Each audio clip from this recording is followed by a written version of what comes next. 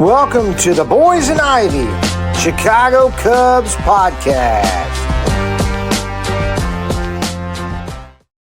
Hey, everybody. What do you say? Welcome to the Boys and Ivy. I'm your host, Jason Mead, alongside my favorite 12-year-old in the world, Mr. Parker Parkchop Mead, and a special guest that we have tonight, Cubs broadcaster, Marquee Network, Alex Cohen joins the show. What's up, guys?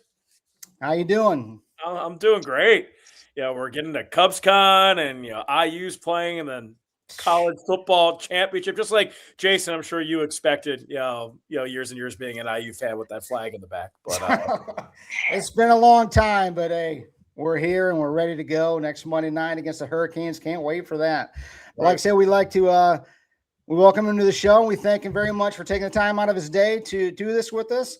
And we're going to talk about what's been going on in the Cubs world. Cubs made some big moves before the convention this weekend. What do you think about the Edward Cabrera trade? Yeah, well, what move the Cubs made? Well, they made a lot in the last week. They've gotten a power right-handed arm and a power right-handed bat. First, we'll start with Edward Cabrera. And if you look at the Cubs rotation from last year, you have Matthew Boyd, an all-star left-handed pitcher. Shota Imanaga was an all-star his first year, left-handed pitcher. Justin Steele, who was their ace and then got injured, left-handed pitcher. So what you need is, one, a righty, and two, a power right-handed arm. Colin Wright did a really nice job last year, but he's not a power right-handed pitcher. Edward Cabrera is a power right-handed pitcher, 99-mile-per-hour fastball. His changeup is topped out at 96 miles per hour. I remember seeing him down in Miami in May when the Cubs faced off against him. Everything was just so tantalizing. I know he has some injury concerns. I know over the course of his career hasn't necessarily been consistent or a linear progression, but in terms of pure arm talent, he's among the best I've seen. So to get that type of tantalizing stuff in the rotation where you already have a lot of stability, it adds a completely different facet to this Cubs rotation. Yeah, definitely. Plus, he's coming to the best fans in the game. That's right. It's a little different. It'll be a little different for him pitching in Wrigley Field in April than it would be pitching in Miami in April. Because one, if it's closed in Miami, they don't have a lot of you can close the roof. At Wrigley Field, you can't do that. But I think his stuff will one, play in April, and two, hopefully play in October. Yeah, and he's a 5-pitch pitcher. He's got a ton of stuff. We definitely needed a 1 or 2 starter. Obviously, going out, we've been fans of Owen Cassidy for a long time. We've kind of seen him come up through the minor leagues with the South Bend Cubs. But Parker, I know you were excited to get Cabrera in this trade. What are your thoughts on it as well? I like it, and I know him because I play MLB The Show all the time. And this one year, he had a great card, and I used it all the time. And I that's kind of how I got to know him. And then he pitched versus the Cubs, and I think it was a pretty good pickup. Like you said, he's a power right arm, and we got a lot of lefties, Cade Horton too. And I think this pitching rotation is going to be lights out this year. Yeah, it'll be fun to watch him with Cade. And I agree with you with MLB The Show. I remember when I played, I would always try to use the players who, one, threw the hardest, and two, hit the furthest bombs. Now with Edward Cabrera, he throws the hardest. So he is right up there in terms of fastball velocity, fastball stuff, the movement. It's a really fun, tantalizing pitch mix that I'm really looking forward to seeing.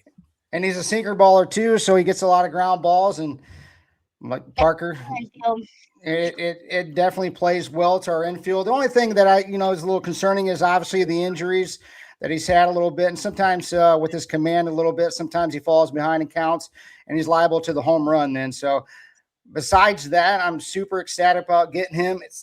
Owen Cassidy, you got to give up somebody to get a power arm like that. Yeah, and you got to give up to give. And I've watched Owen since he was with Iowa in 2024, and when he broke into AAA as a 21-year-old. And he's a guy that you'll see with the Marlins, and if he plays 150, 155 games, he's going to get his 20 home runs. He's going to get his 30 doubles. He's a guy who, you look at that outfield for the Marlins, he's automatically their second-best outfielder. Absolutely. You have Kyle Stowers. That's a nice foundation. Mm-hmm. Stowers had a good year, too. Yeah, I think that he's really going to be able to fit in there and get ABs and really help give some potency to that lineup. And not only that, but in the biggest game of the year last year in Game 5 against the Brewers, Man, I wish we would have had him in this spot. I mean, obviously we give the ball to Pomerantz there. It is what it is, but I would have liked to see what we could have got if we would have got Cabrera at the trade deadline. But do you think that we would have had to give up a lot more than just Owen Cassie? Yeah, I think when you get to the trade deadline, there's more of like a desperation part of it that you will have to give up a little bit more. I think they gave up a lot. I mean, I think they gave up their number 1 or number 2 prospect. Depends on what list you look at, whether it's Jackson Wiggins, Moises Ballesteros, or Owen Casey.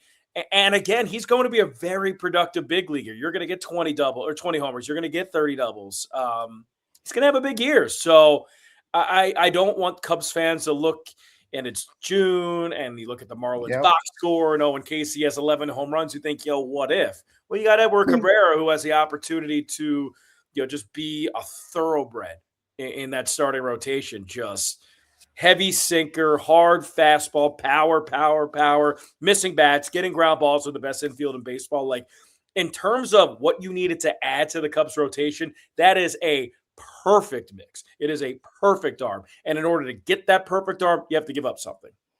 And he's probably going to go ahead, Park. And this reminds me, you said you 2024 you broadcasted Owen Cassie, and I kind of had a question of how was it in Iowa? Was it did you like it a lot, or was it a pretty good spot for you? I loved it. I mean, just being able to see the Cubs future turn into the Cubs present. I mean, it was a rewarding experience seeing guys like Pete Crow Armstrong and Owen Casey and Matt Shaw being on the doorstep of the big leagues, and then them coming up to the big leagues and having those signature moments. Matt Shaw being a Gold Glove caliber third baseman and having a couple walk-off hits and a really huge second half.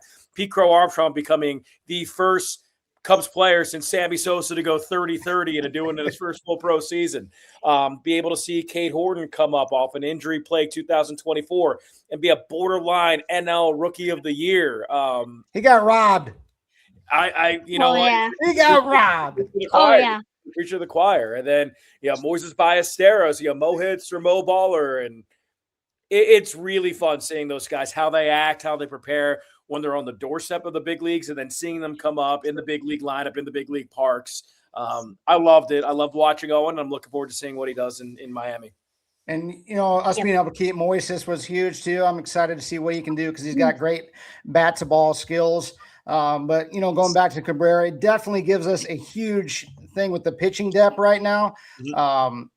I mean, they talked about it today Bruce Levine talked about it today about the Cubs going to like a 6-man rotation because, the bullpen is, we have a lot of guys in the bullpen, but yeah, our pitching depth is insane right now.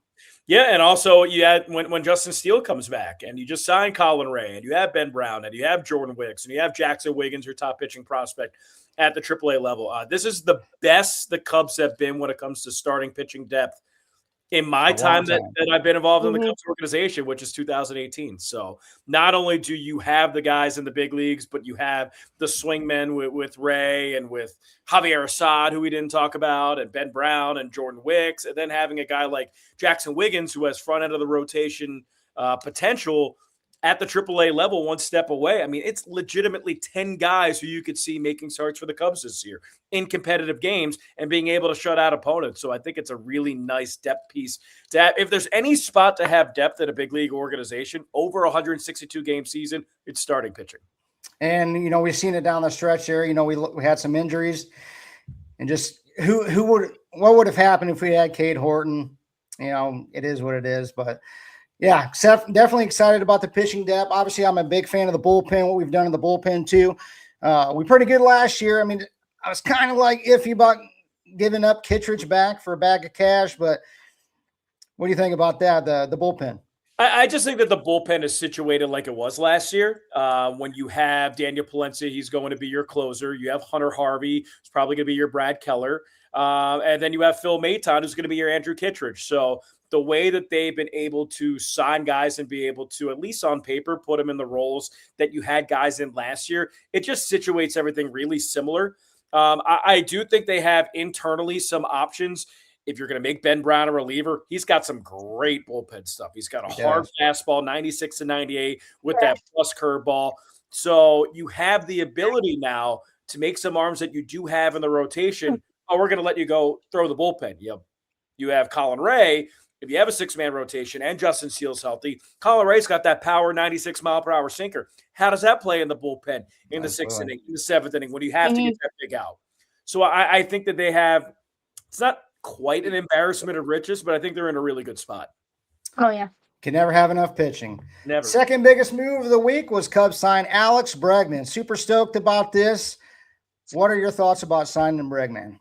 Yeah, I said at the beginning of the offseason that they needed a power right-handed arm and they needed a power right-handed bat. They got the power right-handed arm in Edward Cabrera. They got the power right-handed bat in Alex Bregman. And he's a guy who, at his peak, was a borderline MVP candidate. But even now, even at age 32, it's above a 800 OPS. It's great plate discipline. He doesn't strike out much. He hits situationally well. He is at the worst, like his floor is probably 20 homers and 30 doubles. What I expect is like 24 to 26 homers and 36 to 40 doubles. And if he does that, the Cubs are winning the division. So I think that you get him for 175. Also, he wins. The only year he didn't make the playoffs is when he made his debut. Wasn't even his rookie year. Didn't even play enough games. Truly his rookie year, Astros won the World Series. The year after that, he was number 2 in the MVP voting.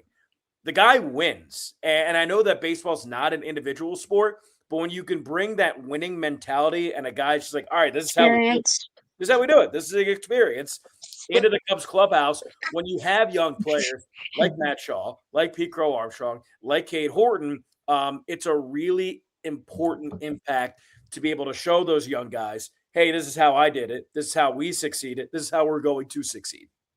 Yeah, and a lot of this. Go ahead, Park. I said that was a good answer. That's spot on. Absolutely a good.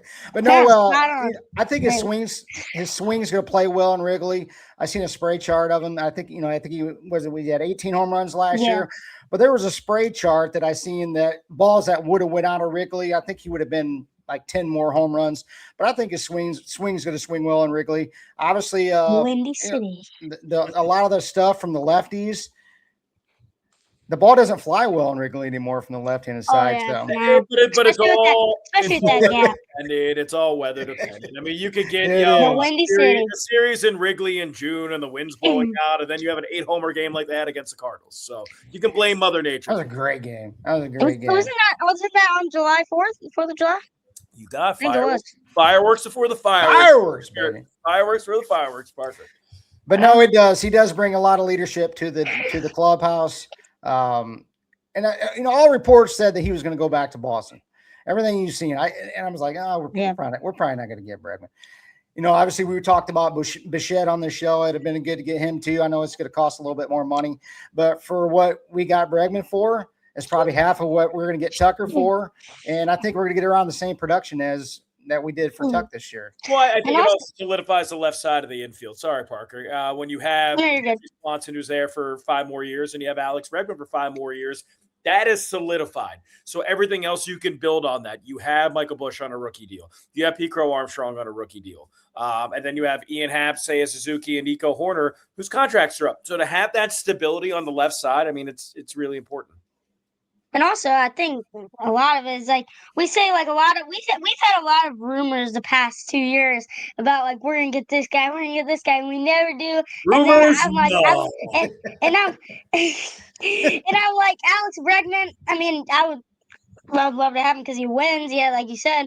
But I was like, are we gonna get him, or are we're just gonna leave him and let him go somewhere else? But then when we did that, I'm like, we're stepping up. We're stepping up the game because then we got Kyle Tucker last year, and then now we get Bregman. We signed Tucker back. Those guys are probably really good friends from the Astros, and I think we're going to win some games. I think they're going to win some games regardless. I really think that this situates them to be a 90-win team again. I know I was looking at some of their models and their metrics, and just that signing alone got them from being like an 86-win team to an 89-win team. Now, I know that those games haven't been played yet, and 162 games, a lot happens. Guys get injured, guys play well, guys don't. But I really think that it does situate them from a depth perspective, from a clubhouse perspective, puts them in a really good spot. Plus, we started out in Japan. I mean, that was our first 2 games versus Dodgers. Obviously, tough 2 games, and like starting out in a whole different country. It's kind of Yeah. mm.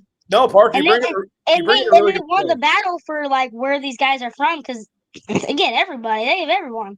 No, Park, They you got bring up a all the really good money. point. You really do. Like last year, the Cubs start was tough. Like you start Very. out in Japan, and then you come home for 5 days and play spring training games, and then you start off the season in Arizona, in Sacramento, where they're opening up a stadium. You don't get to Wrigley Field until April. So, yeah, Parker, you bring up a really good point. That start last year was unconventional. And they also played that I don't remember. I think they were like the Tigers or something. They also played like a different team down there. I don't remember what it was. It Yeah, it was just an was exhibition game. Was it the Yeah. It was either the Yankees or the Braves. I think it was the Braves. Yeah. Yeah. But no, it's and that brings us to our next big topic. A lot of rumors going around with this, and it's making me nervous. But Okay. will Nico be traded, and what's next for Matt Shaw? So when the trade broke, I went into Marquee Sports Network, or when Bregman signed, and I said the best version of the 2026 Cubs is if all 3 of them are on the 2026 Cubs.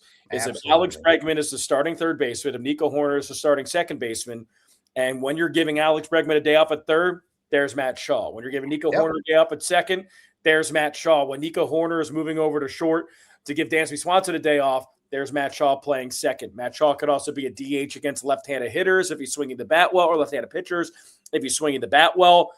And just like that, like let's say Bregman plays 135, 140 games. Let's say Nico Horner plays 135, 140 games. Let's say Dansby Swanson plays 140 to 145 games like he does in his career, and Matt Shaw is able to DH 15, 20 games. There's an 80, 90 game schedule for Matt Shaw. So there are ways that you can get him 350, 400 at bats while keeping Nico Horner and while keeping Alex Bregman. I think the Cubs' best version that they can be in 2026 is if all 3 of those players are on the team in 2026. Plus, I think Matt Shaw getting that first year, and he's already got that experience. And with Alex Bregman, if he needs a day off, you know that you can have the Matt Shaw because from third he was money. Should have won a Gold Glove. He should have won it. But like I don't remember. I think it was Machado. It was either Machado, was it Key Brian Hayes? But Hayes got traded. Yeah, he got traded to the Reds, right? Yeah. And then, well, like I said, Matt Shaw defense, he's locked down, and after All-Star break, he hit really well. I think he just needed that spark. Like when he started hitting some home runs, I think that just sparked him up, and he started just hitting good. Yeah, and I think that he will be able to find his way to get into at bats into this lineup. So. And with Shaw, some of the picks that he made at third was insane last year. I mean, everything that was hit at him seemed like he gobbled right up. But he was the hottest, like you said, Parker. He was the hottest hitter in baseball there for a while. And do you project him to have a season kind of like PCA did after his rookie year? I don't think he's going to go 30-30. No, but I think maybe 24. But I do think that he's a guy that if you can get 80 to 90 games, you'll get double-digit homers, you get double-digit doubles, you get double-digit steals, and a guy who can be really versatile and play a couple of different positions. And if you look at winning teams, got teams that have won the World Series, teams that have gotten to the World Series, they need players like that who you can insert at any point during any injury in any sequence, and they can play multiple positions, give you quality play defensively, and get knocks. And I think Matt Shaw can do that. And he's hit at every level too. So there's no doubt about that. This guy can rake at the plate, but we'll see what happens. What is your projected lineup for the Cubs in 2026? Okay. So still thinking. Leadoff hitter. You got time. Leadoff hitter, Michael Busch. Number 2 hitter, Alex Bregman. Your 3-hole hitter is Ian Happ. But I do think Ian Happ and Michael Busch can be interchangeable depending on you're facing lefties or righties. So we can even go Happ leadoff and Busch third. Seiya Suzuki hits 4th. Pete Crow Armstrong hits 5th. as of right now, Nico Horner hits 6th. And then who did I say hit 5th? I said Pete Crow Armstrong hits 5th. Yep. Nico hits 6th. Dansby Swanson hits 7th. Carson Kelly hits 8th. And whoever your DH is hitting 9th, which it could be Shaw. Let's say it's Shaw. Shaw against lefty. Or Moises. But if it's Moises, I think he'll hit up in the order. I think you could basically. Yeah. If it's Moises, I think he'll hit 7th, and then you could push 7 and 8 down to 8 and 9. And I like how you put Nico at the 6th spot. A couple people they might not agree, but to have like a good bat in the middle of the lineup is great because it's not always going to come down to your top hitters in these big situations. A lot of it comes from your bottom hitters because your big hitters are getting them in position, and that's why I like your lineup. I kind of want Pete to start. I think I kind of want Pete to start up maybe at 5th, but or move him up to 1st even because he's fast. I think he can get on base as long as he stays in the head great and he doesn't get mad. Just it's interesting. You say you want, and I like the first idea, but you could also hit him 6th and 7th and have like a second leadoff hitter. Like you want a good potent hitter at the bottom of the lineup, use his speed and basically set him up as like a second leadoff hitter. So I could see him also hitting lower in the order. It's also better fastball counts for him. Yeah. Parker, what's your lineup, bud, for the year? Who are you going with? And like I said, I would probably start right at the beginning of the year. Like you said, with Hap, that's where he's been for a while now. I would probably have Hap there. Then 2nd, Bregman. And then 3rd, I'd have Bush. 4th, Seiya. 5, probably Pete. There we go, Parker. We're locked in right now. We're synced up. 6, I'll go. And you gotta go Nico. There we go. 7th, we're 6. 7th, I'll go with. That's kind of far, depending on who it is. I'd probably go if Moises was a DH or Shaw was DH. I'd probably have Moises 7th. 8th, I would have Dansby, and then 9th, I would go. You go the catcher. Shaw. Carson. Either Amaya. Kelly or Amaya. Yeah. I like Amaya though. He just had struggles with injury, but I think he's gonna come back really good. And Carson Kelly, he got a little bit of break with Reese McGuire, but he's kind of just boom, boom, boom every game. He was basically the number 1 guy at that position. Yeah. I like the lineups. Not too bad. We're synced up, Parker. Next question: are the Cubs done? Alex, do you think the Cubs are done? I don't, because they have, I think, 2 40-man roster moves to make. So yeah, I think we're at 38 today. 38. Yeah, 38 today by adding Justin Dean. And I think that with some of those fringe 40-man guys, you might see like the DFA portal, like guys get DFA to pick somebody up. But they still have 2 40-man spots to play with. So I think that the Cubs can be creative with that. If they do want to go get another reliever, if they do want to get a right fielder, let's say a DH, there's still plenty of guys out there. There's still Harrison Bader out there and Marcelo Zuna out there. Luis Ariz is. I like more Mazzella or Ozuna. I can't really.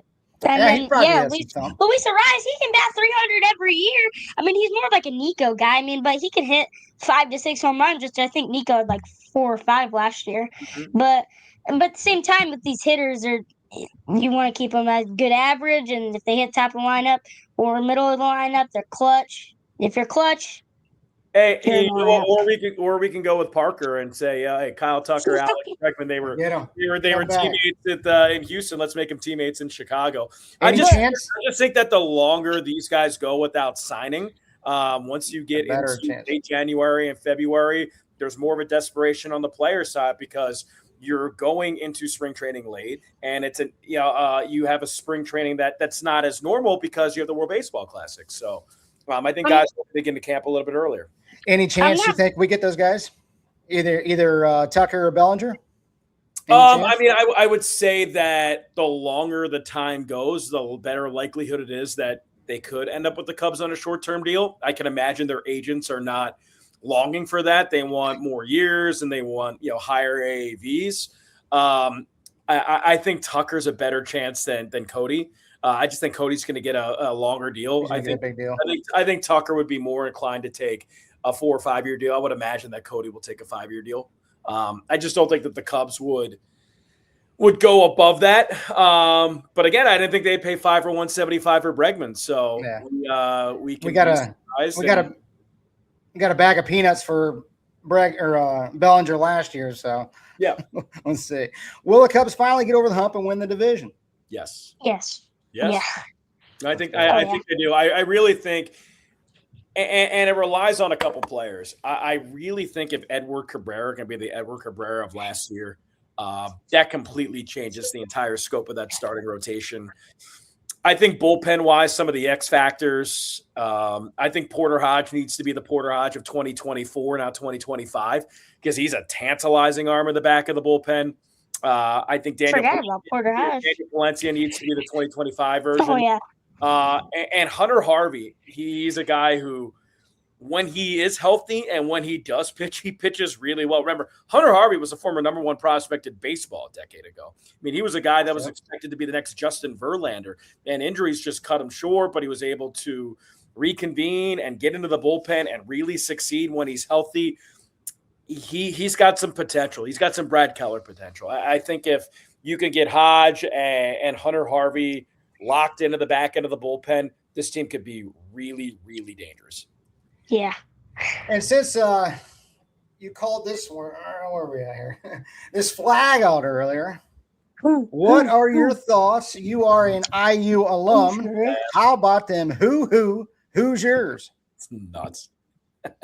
It's I laugh about it because I went from 2007 to 2011, which was the worst 4 years in sports history for the school. Remember my freshman year is when Kelvin Sampson made the impermissible phone calls. He was fired. They bring in Dan Takich. They were number 7 in the country at the time, ended up losing in the first round. And then the 2 years after that, they had like 9 combined wins. I mean, they were horrendous. And then my football IU career, the first year they went 7-6. The only reason they went to a bowl is because they beat Purdue in the Oak and Bucket game at home on an Austin Starr 50-yard field goal. They lost a bowl game. And aside from that, never had a winning season. So I was just burdened with IU sports futility.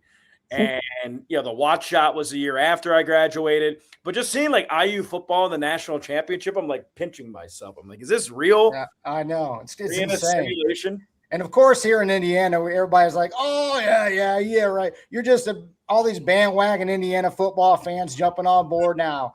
No. I've been an IU football fan. Yeah, you were Antoine Randall L. You were Antoine Randall L. IU. And I was telling somebody yesterday, I have a sweatshirt that, like, I have never seen an IU football sweatshirt until last year. Yeah. Okay, and I got this IU football sweatshirt. It's got a paint on it. It's got holes in the armpits. Yeah, I'm still rocking.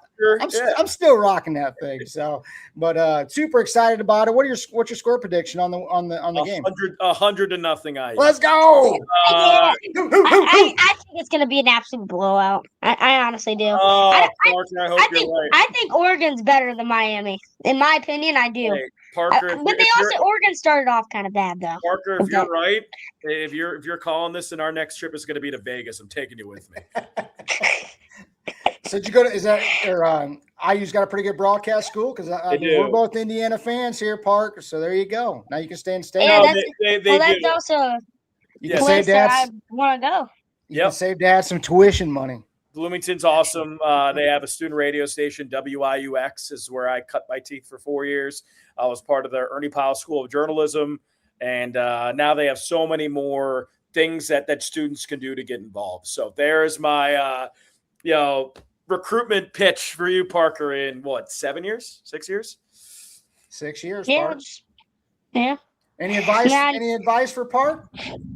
Have fun, smile, get involved. You don't have to be a big league broadcaster, a big league player in your freshman year. So just enjoy it. And I would just say, have fun, man. Like because you're talking about sports and you're calling sports. I mean, don't make it anything that it isn't. You're here to bring a smile to your face and people's faces.